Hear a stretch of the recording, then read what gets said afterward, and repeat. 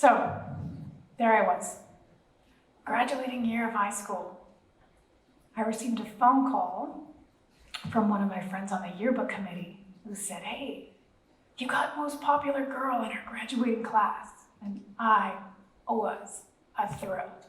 They liked me. They really, really liked me. Little did I know that my joy was coming from a dysfunctional place. Little did I know that I was engaging in behavioral patterns passed down the women in my family for generations.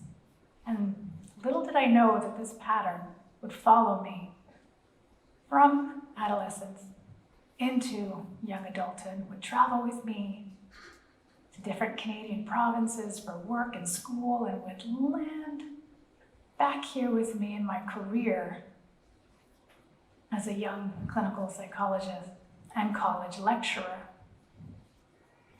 I'm alluding to a concept that has received a lot of criticism in the academic literature because it's been hard to operationally define. And yet, researchers have argued for its legitimacy. Research has found construct validity, and this criticism doesn't change the fact that this concept has been adopted by mental health practitioners as one of the most common theoretical frameworks. This criticism does not change the fact that it's been embraced as something real and tangible by people with whom it resonates. And last but not least, this concept has given birth to an institution of support groups in over 60 countries around the world. I'm talking about codependency. And when I utter this word, it's often met with confusion, vague familiarity, perhaps like our pale blue dot. So let's make it bigger, shall we? Let's define it for the scope of this talk. I'm alluding to self-sacrificing in relationships to the point of burnout, frustration, anger, depression, anxiety, and why? This self-sacrifice is happening to obtain a sense of worthiness. Let me explain. You see, young Anna Maria didn't get most popular out of some convention that existed in the 1990s. Instead, she cracked a code on how to get people to like her. So, you wanted to call me at 3 a.m. in the morning, 2 weeks straight, to help you with your recent breakup, okay? You want me to come to your gymnastics practice at 6 a.m. in the morning for 2 Saturdays in a row? You got it. You wanted me to sit through your inebriated existential crisis that went away in a few hours and forego a graduation party. I was your girl. And you might say to me, Anna Maria, doesn't this just make you nice? I want to say, wait a second. Because yes, it's important to lend a hand, but not at the ultimate expense of your well-being, and not for the wrong reasons. You see, my self-sacrificing wasn't altruism. It was manipulation, and interpersonal control is a part of codependency. My self-sacrifice wasn't happening for your benefit, it was happening for mine. My worthiness was dependent on whether or not I could help you. So, you were dependent on me to help you with something, and I was dependent on you to let me, making me a codependent. My fix of self-esteem had to come from you. One of the greatest questions that I received in graduate school at McGill from one of my profs was, why do you want to become a psychologist? And gosh, do I see the value in that question today, because at the time I had no idea. I was choosing a helping profession because of my low self-esteem. And you know what? I don't think I was alone. Because research shows that individuals in helping professions might be more likely to have codependent tendencies. But let me preface with the fact that just because you're in a helping profession doesn't mean you automatically have codependency, because there's codependent care and then there's adequate care. And unfortunately, codependent care involves doing so with a lack of boundaries, excessive people-pleasing, self-sacrificing to the point where it erodes your needs and your feelings. So let's talk about what that might look like hypothetically. Okay, what would potential codependency look like in helping professionals we know? The teacher is already prepared, but comes in an hour early. She's notorious for this. An hour early every day. And then works hard, and at the end of the day decides, I'm going to stay for another hour and a half to help students in the daycare with their homework.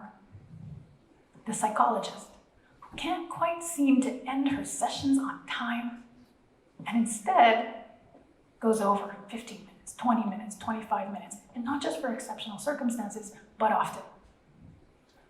The nurse, whose shift is over, who can't quite seem to pass along unfinished work to his colleague, and can't quite seem to ask his employer for some kind of compensation or overtime. And if you are sitting in front of me and telling me you are behaving in this way because, well, that's just the way I work, or, listen, I like it. Sorry, not sorry, I call that bluff, because you are likely feeling the effects of this potential codependency. And here's the kicker, it's not just happening in individuals, helping professions, it's happening in the wider public as well, as the research shows and as I've seen in my practice. Again, hypothetical scenarios. The mom who insists on cooking, cleaning, doing all the chores for her fully grown adult children. The customer service manager at the bank who never takes his breaks and has an open door policy at lunch so everybody can come in and ask questions. The student who insists on completing the work of all of her group mates despite her challenging school schedule.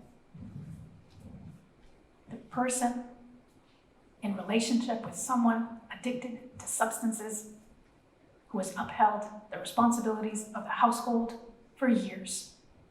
And what do all of us have in common, helping professional or not? I am good, I'm worthy, as long as I am in service to other people. Another interesting characteristic that I've noticed among individuals with codependency is this inability to receive. In relationship, there's giving and taking. Both are important. I kind of overemphasize the giving, but taking is very important as well. Have you ever tried to give to the ultimate giver? Have you ever tried to give to somebody who might be codependent? First of all, you're lucky if they received your gift at all. And if they do, a simple thank you that was thoughtful might turn into this. And in case you can't see that in the back, it's, oh my God, I can't believe you did this for me. You went all the way down there to get my favorite thing. You just wait, baby. You just wait till it's your birthday. I'm coming for you. You can feel when that gratitude is turning into something else. It's another G word. Anybody? Yes, sir. We're talking guilt. We're talking guilt. Oftentimes, individuals with codependency will feel guilty or unsatisfied or inadequate if they are receiving, if they are not in service to other people. So guilt is important. But first, let me say, when we talk codependency, it's oftentimes linked to a discussion about boundaries. And I hope we've all heard the airplane analogy, right? The whole cabin pressure drops, masks fall. Put the mask on yourself first before you can help anybody else. It's still an important analogy. Close that door during your lunch break. You'll be better off for it later. Both of those actions represent boundaries, and it's easier said than done.